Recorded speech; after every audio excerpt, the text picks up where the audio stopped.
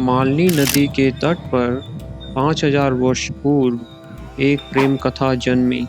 यह कथा है शकुंतला और दुष्यंत की। यहीं कर्णवाश्रम में भारतवर्ष का नाम रचा गया। महाभारत से भी पहले की बात है। 5000 वर्ष पूर्व, जब इस धरती पर नगर नहीं वन अधिक थे, जब राजमहल नहीं आश्रम सभ्यता के केंद्र थे, इसी मालनी नदी के तट पर एक कथा जन्म ले रही थी। एक प्रेम कथा, एक शाप कथा, एक विस्मृति और पुनर्मिलन की कथा।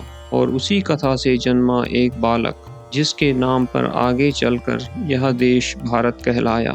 यह है कर्णवाश्रम, गढ़वाल की पवित्र भूमि पर स्थित भारतीय संस्कृति का एक प्राचीन तीर्थ।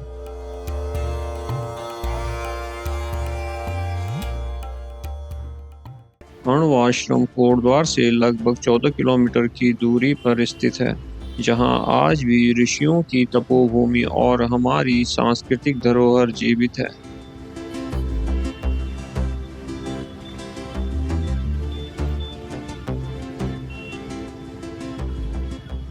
मैं इस समय कोटद्वार के समीप मालिनी नदी के तट पर स्थित कर्णवाश्रम में खड़ा हूँ। यह स्थान केवल एक धार्मिक स्थल नहीं है, यह हमारी सांस्कृतिक चेतना की जड़ है। यहीं महर्षि कण्व का आश्रम था, यहीं शकुंतला का पालन हुआ और यहीं से आरंभ हुई वह कथा जिसने भारत को उसका नाम दिया।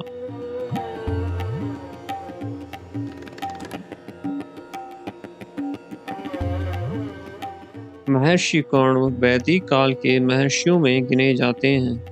ऋग्वेद में कण्व नाम से कई सूक्त मिलते हैं। उनका आश्रम केवल तप का स्थान नहीं था, वह शिक्षा, अनुशासन और संस्कृति का केंद्र था। प्राचीन भारत में आश्रम ही विश्वविद्यालय थे, राजकुमार भी यहीं शिक्षा पाते थे। कण्व आश्रम उस युग का एक जीवंत गुरुकुल था।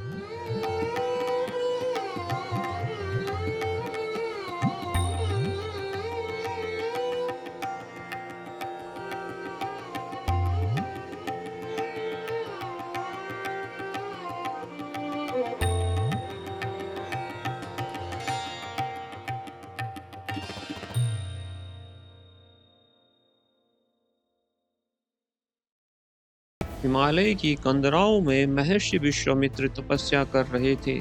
उनकी तप शक्ति से इंद्र का सिंहासन डोलने लगा। उनकी तपस्या को भंग करने इंद्र ने अप्सरा मेनका को भेजा। मेनका ने वीणा की मधुर ध्वनि और नृत्य से ऋषि का ध्यान भंग किया। गंधर्व विवाह हुआ, परंतु यह मिलन क्षणिक था। मेनका शिशु को जंगल में छोड़कर स्वर्ग लौट गई। शंकुत पक्षियों ने उस शिशु की रक्षा की। महर्षि कण्व वहां पहुंचे। उन्होंने उसे अपने आश्रम में पाला और नाम रखा शकुंतला। कण्व आश्रम केवल एक आश्रम नहीं, बल्कि वैदिक शिक्षा का केंद्र था। यहाँ ऋचाओं की स्वर लहरियां गूंजती थी। विद्यार्थी वेद, आयुर्वेद, खगोल और शास्त्रों का अध्ययन करते थे। होम की धूम, यज्ञ की अग्नि और प्रकृति की गोद सब मिलकर इसे पवित्र बनाते थे। शकुंतला यहीं बढ़ी, फूलों को सींचती, पक्षियों से बातें करती और ऋषि कण्व की कृपा से संस्कारों में ढली।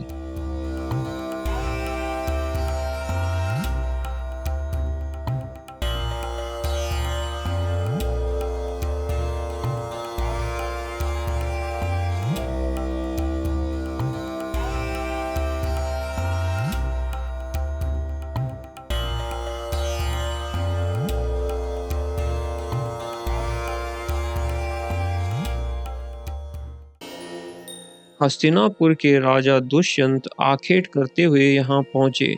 शकुंतला की सुंदरता ने राजा को मंत्रमुग्ध कर दिया। शकुंतला और दुष्यंत की पहली भेंट ही प्रेम में बदल गई। गंधर्व विवाह संपन्न हुआ। दुष्यंत ने स्वर्ण अंगूठी दी और वचन दिया, ऋषि के लौटने पर राजमहल में विवाह करेंगे।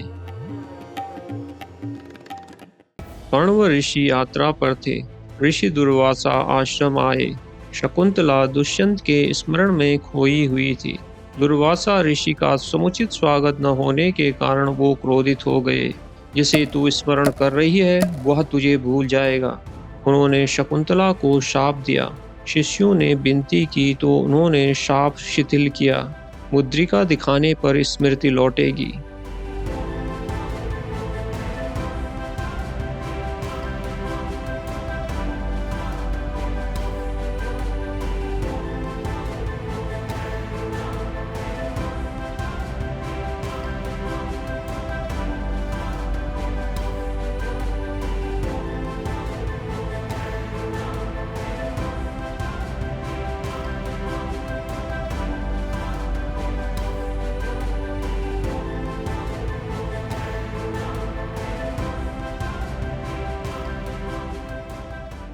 गर्भवती शकुंतला को कण्व ऋषि ने हस्तिनापुर भेजा। मार्ग में सरोवर में स्नान करते समय अंगूठी वहां गिर गई और मछली उसे निगल गई। शकुंतला दुष्यंत की राजसभा में पहुंची, परंतु दुष्यंत ने उन्हें पहचानने से मना कर दिया। कुछ समय पश्चात एक दिन मछुआरे ने मछली के पेट से अंगूठी निकाली। राजा की स्मृति लौटी। उन्होंने क्षमा मांगी और शकुंतला को रानी बनाया।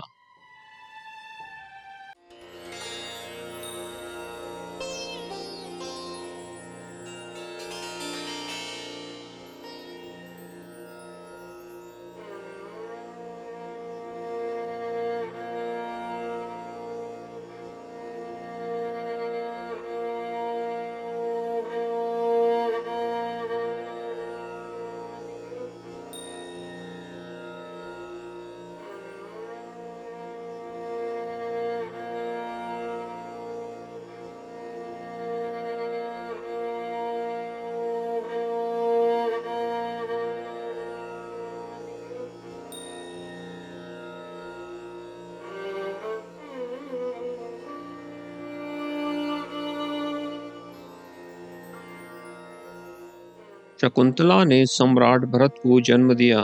कहा जाता है बालक भरत सिंहों और हाथियों के साथ खेलते थे। निडर, पराक्रमी, धर्मनिष्ठ। आगे चलकर वह चक्रवर्ती सम्राट बने। उनके नाम पर यह भूमि कहलाई भारतवर्ष। महाभारत की वंश परंपरा इसी भरत से आगे बढ़ी। कुरु वंश के आदि पुरुष, जिनसे पांडव और कौरव उत्पन्न हुए।